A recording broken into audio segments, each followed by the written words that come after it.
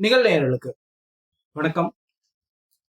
நேற்று தமிழகத்துல மிக ஒரு துயரமான நாள் அப்படின்னு தான் சொல்லணும். தமிழகம் என்ன, இந்தியாவுக்கே நேற்று ஒரு மிக துயரமான நாள். ஏறக்குறைய 39 பேர் கரூர்ல மரணம் அடைஞ்சிருக்காங்க. இதுக்கெல்லாம் யார் காரணம்? விஜய் கைது செய்யப்படுவாரா போன்ற விஷயங்களை நம்ம இந்த வீடியோல பார்க்க போறோம். தொடர்ந்து நமக்கு ஆதரவு கொடுத்த நண்பர்கள் முழுசா வீடியோ பாருங்க. நம்ம சேனலை சப்ஸ்கிரைப் பண்ணாதவங்க சப்ஸ்கிரைப் பண்ணி உதவுங்கள். அதாவது ஒரு விஜய் ஒரு செலிபிரிட்டி, முதல்ல வந்து பாத்தீங்கன்னா அவங்க ஒரு தெளிவான ஒரு ஸ்டேட்மெண்ட் கொடுத்துருந்தாங்க. யாரெல்லாம் வரணும் கட்சியில ஒரு ஒரு பட்டத்துக்கும் அந்த ஸ்டேட்மெண்ட்டை கொடுத்து இந்த மாதிரி பாத்தீங்கன்னா வயதானவர்கள் வராதிங்க, குழந்தைங்க வராதிங்க, கர்ப்பிணி பெண்கள் வராதிங்க அப்படின்னு சொல்லிட்டு தெளிவா ஒரு லிஸ்ட் கொடுத்திருந்தாங்க விஜய் தரப்புல இருந்து.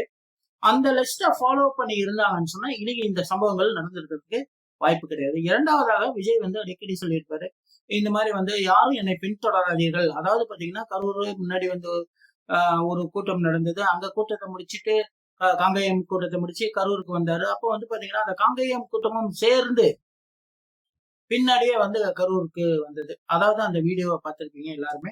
எள்ளு போட்டா விலகிறதுக்கு இடம் இல்லை அங்க. இந்த சந்தர்ப்பத்துல பாத்தீங்கன்னு சொன்னாக்கா, அதாவது காலையிலேயே பேச வேண்டிய விஜய் இரவு ஸ்பாட்டுக்கு 7:30 மணிக்கு வந்திருக்காரு, பேசியிருக்காரு. இதுவும் கூட ஒரு காரணமாக சொல்றாங்க. அதே மாதிரி இன்னொரு கேள்வி இங்க வைக்கிறாங்க. நேற்று அவ்வளவு சம்பவம்லாம் நடந்தது, எல்லாமே முடிஞ்சது. விஜய் ஒரு டிவிக்கு பேட்டி கூட கொடுக்கல. திருச்சியில அவரை பத்திரிகையாளர் சந்திச்சாங்க, அதுக்கு அவர் பதில் சொல்லல. சென்னையில பதில் சொல்லல அப்படின்னு சொல்லிட்டு. ஆனா நேற்று இரவு விஜய் திருப்பியும் மருத்துவமனைக்கு நான் போறேன், நான் அவங்கள பார்க்கணும், எனக்கு பர்மிஷன் கொடுங்க அப்படின்னு சொல்லி கேட்டிருக்காங்க. ஆனா காவல்துறை தரப்புல இதுக்கு அனுமதி மறுத்துட்டாங்க. ஏன்னா மறுபடியும் போனா ஒரு பிரச்சனையாகும்ட்டு. அதாவது இந்த கரூர் அப்படின்றது பாத்தீங்கன்னா இத்தனை வருஷ காலத்துல எம்ஜிஆர் அந்த கரூர் கூட்டங்கள்ல பேசியிருக்காரு. அதாவது அதிகப்படியா கூட்டம் எம்ஜிஆருக்கு தான். அதுக்கப்புறமா விஜய் கூட்டம் அப்படின்னு சொல்றாங்க. எம்ஜிஆர் பேசும்போது கூட்ட நெரிசல் ஏற்படலையா? இந்த கூட்ட நெரிசல் ஏற்படுறதுக்கு யார் காரணம்? எடப்பாடி அவர்கள் பாத்தீங்கன்னு சொன்னாக்கா நேத்து அந்த இறந்து போனவர்களை சந்திச்சு இன்னைக்கு அவங்கள்ட்ட பேசினாங்க. பேசிட்டு அவர் ஒரு கருத்தை அங்க முன்வைக்கிறாரு. ஒரு ஆம்புலன்ஸ் குறுக்க வந்துச்சு, அந்த ஆம்புலன்ஸ்ல தாவைக்கா கொடி கட்டியிருந்தாரு. இதை பாத்தீங்கன்னு சொன்னாக்கா நம்ம தொலைக்காட்சியிலேயே பார்க்கலாம். இந்த தாவைக்கா கொடி ஒரு ஆம்புலன்ஸ்ல கொடி கட்டி இருக்கணும் அப்படின்ற அவசியம் கிடையாது. நம்ம சினிமால எல்லாம் பார்த்துருக்கோம். ஒரு கலவரம் நடந்துட்டு இருக்கும், ஒரு பெரிய அமைச்சர் இறந்து போயிடுவாரு, ஒரு மந்திரி, முக்கிய மந்திரி. அப்போ என்ன பண்ணுவாங்க, நம்ம படத்தோட ஹீரோ என்ன பண்ணுவாரு, அந்த ஒரு கார்லயோ ஒரு ஆம்புலன்ஸ்லயோ அந்த கட்சியோட கொடியை கட்டிக்கிட்டு யாரையாவது பாஸ் பண்ணி கொண்டு போவாரு. நம்ம கட்சிக்காரன் அப்படின்னு சொல்லிட்டு அவங்கள விட்டுடுவாங்க. இது ஏறக்குறைய அந்த சினிமா பண்ணி போல ஒரு ஆம்புலன்ஸ்ல ஒரு தாவேக்கா கொடியை கட்டி அந்த ஆம்புலன்ஸ் அங்க கிராஸ் பண்ணியிருக்கு. ஏற்கனவே பாத்தீங்கன்னு சொன்னாக்க நம்ம சீமான் கூட நிறைய சமயத்துல சொல்லியிருக்காரு, ஏன்டா நான் பேசும்போதுதான் ஆம்புலன்ஸ் அனுப்பிங்களா? ஏன்னா அவர் பேசும்போது ஆம்புலன்ஸ் ஒரு 3-4 ஆம்புலன்ஸ் கடந்து போகும்போது அந்த பீப் சத்தத்துல கொஞ்ச நாள் அவர் பேச முடியாத அந்த இடைஞ்சல்கள் ஏற்படும். இதை தமிழ்நாடு அரசாங்கம் ப்ராப்பரா வேணும்னே பண்ணுது அப்படின்னு அவர் சொல்லியிருக்காரு. அது போல இந்த முதலாக அங்க ஆம்புலன்ஸ் வரும்போது அது அந்த தாவைக்கா கொடியை கட்டிட்டு அது ஒரு ஆம்புலன்ஸ் உள்ள கிராஸ் பண்ணிச்சு. இந்த ஆம்புலன்ஸ் எதற்காக வந்தது, இதை அனுப்புனது யார் அப்படின்றது இங்க ஒரு கேள்விக்குறியாவே இருக்கு. ஏன்னா அந்த ஆம்புலன்ஸ் உள்ள வரும்போது அங்க பாத்தீங்கன்னா ஒரு ஒரு மனிதனும் இன்னொரு மனிதனும் நெருக்கிட்டு இருந்தாங்க, ஒரு தேன் பூச்சி போல. அங்க நகர்றதுக்கே இடம் இல்லை. அப்படின்னு சொல்லும்போது ஒரு ஆம்புலன்ஸ் கிராஸ் பண்ணி அதை வழி விடணும், ஒரு எமர்ஜென்சி அப்படின்னு சொல்லும்போது மக்கள் கூட்டம் விலகும் போது இந்த தள்ளுமுள்ளு ஏற்பட்டிருக்கிறது அப்படின்னு சொல்லி ஒரு சாரர் சொல்றாங்க. இன்னொரு விஷயம் சொல்லியிருக்காங்க, 20,000 அதாவது 2,000 போலீஸ் அங்க இருக்க அந்த களத்துல நேற்று இருந்தாங்க அப்படின்றாங்க. ஆனா பாத்தீங்கன்னா அதுல ஒரு போலீஸ் தலைகளையே மிக குறைவானதான் காணப்படுது அப்படின்னு சொல்லி அங்க நேரில் இருந்து பார்த்த செய்தியாளர்கள் எல்லாம் சொல்லியிருக்காங்க. இது ஒரு குற்றச்சாட்டு. மூணாவது விஷயம் என்ன அப்படின்னு கேட்டீங்கன்னா, ஏற்கனவே இவங்க கேட்டிருக்காங்க, எனக்கு அந்த மாதிரி பெரிய மைதானம் மாதிரி பஸ் ஸ்டாண்ட்ல ஒரு இடத்த கொடுங்க, இது 6,000 பேர் 60,000 பேர் இந்த இடத்துல நிக்க முடியும். ஒரு 10,000 பேர் 15,000 பேர் வருவாங்க. 10,000 பேர் வரும்போது இந்த இடம் எனக்கு சரியா இருக்கும் அப்படின்னு சொல்லியிருக்காங்க. ஆனா இவங்க அந்த இடத்த மறுத்து இவங்க இந்த இடத்துல நீங்க பேசுங்க அப்படின்னு சொல்லியிருக்காங்க.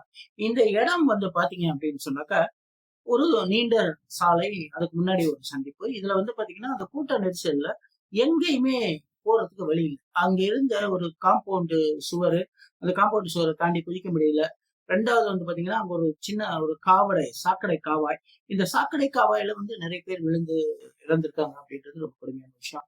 2வது வந்து பாத்தீங்கன்னு சொன்னாக்கா அந்த மயங்கி கீழே விழுந்த போது அந்த விழுந்தவங்க மேலேயே மிதிச்சுக்கிட்டு நடந்து போன காட்சிகள்லாம் வந்து நம்ம நேற்று பார்த்தோம் தொலைக்காட்சியில். அதெல்லாம் ரொம்ப வருத்தமான ஒரு சம்பவமா தான் இருந்தது. அதாவது ஆக மொத்தம் இந்த கூட்டம் தள்ளுமுள்ள ஆகும்போது அந்த கூட்டத்துல இருந்த ஒருத்தரும் மூச்சு விட சிரமப்பட்டு ஐயோ இதுல இருந்து நம்ம தப்பிச்சு வெளியே போயிடுவோமா அப்படின்னு சொல்லி தன்னை காப்பாற்றிக் கொள்றதுக்காக ஒருத்தரும் வெளியே வந்தாங்க.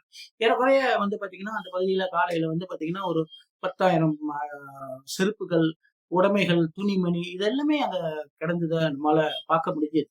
இதெல்லாம் வந்து நமக்கு ஒரு வருத்தமான ஒரு விஷயம் தான். இது ஏன் ப்ராப்பரா பண்ணல? முதல்ல வந்து இவருக்கு சரியான அதாவது விஜய் அப்படின்றவர் வந்து ஒரு செலிபிரிட்டி, ஒரு ஆர்டிஸ்ட், ஒரு அரசியல்வாதி கிடையாது. அரசியல்வாதியை வந்து நம்ம அடிக்கடி பார்க்கிறோம். 2வது வந்து விஜய் வந்து ஏற்கனவே வந்து ஒரு நல்ல ஒரு ஆர்டிஸ்ட், எல்லாருமே பிரியமான ஒரு ஆர்டிஸ்ட் அப்படின்றதுனால விஜயை பார்க்கறதுக்காகவே அங்க ஒரு நிறைய பெரிய கூட்டம் கூடியிருக்கு. நிறைய பேர் சொன்னாங்க, நானும் வந்து என் குழந்தைங்க, என் பையன் பார்க்கணும்னு சொன்னாங்க. ஏன்னா வந்து இறந்து போனவங்கள பாதிக்கு மேல வந்து குழந்தைகள். அதனால விஜய பார்க்க நாங்க வரோம் அப்படின்னு சொல்லிதான் நிறைய பேர் சொன்னாங்க. விஜய பார்க்க வந்தவங்க பாதி பேர் இந்த மாதிரி ஆயிட்டாங்க. அதாவது காலையில கூட 2-3 பேர் வந்து பேட்டியெல்லாம் கொடுத்தாங்க. நாங்க வந்து இந்த சிமெண்ட் கடைக்குள்ள உட்கார்ந்துருந்தோம். அதாவது விஜய் வண்டி வந்து அந்த இடத்துல வந்து நிக்கல. அந்த இடத்துல நிறுத்துறதா பிரச்சனை இல்லை. அதுல இருந்து ஒரு 300 மீட்டர் முன்னாடி போய் நின்று பேசினாங்க. அதனாலதான் வந்து தள்ளுமுள்ள ஏற்பட்டது. இப்படி கூட ஒரு சில பேர் காரணங்கள் சொல்றாங்க. ஆனா முக்கியமான காரணமா வந்து இதுல வைக்கிறது என்ன அப்படின்னு கேட்டா, ஆம்புலன்ஸ் எப்படி வந்தது? ஏன் வந்தது? இது ஒரு கொஸ்டின் இங்க. 2வது வந்து பாத்தீங்கன்னு சொன்னாக்கா, எதிர்கட்சியினர் இந்த மாதிரி ஒரு சம்பவம் நடக்கும் அப்படின்ற மாதிரி காத்துட்டு இருந்த மாதிரி வந்து பாத்தீங்கன்னா, நேற்று ஆளுங்கட்சி அமைச்சர்கள் எல்லாமே வந்து பாத்தீங்கன்னு சொன்னா உள்ள போயிட்டு எல்லா நலம் விசாரிச்சிருக்காங்க. இறந்து போனவர்கள் ஆறுதல் பண்ணியிருக்காங்க. அதே மாதிரி ஒரு 10 லட்சம் ரூபாய் பணம் வந்து ஒரு இறந்து போனவர்களுக்கும் 2 லட்சம் 1 லட்சம் ரூபாய் வந்து காயமடைந்தவர்களுக்கும் இங்க அறிவிச்சிருக்காங்க. அதே விஜய் வந்து பாத்தீங்கன்னு சொன்னாக்க இறந்து போனவர்களுக்கு 20 லட்சமும், காயமடைந்தவர்களுக்கு 2 லட்சமும் அப்படின்னு சொல்லி அவர் வந்து அறிவிச்சிருக்காரு.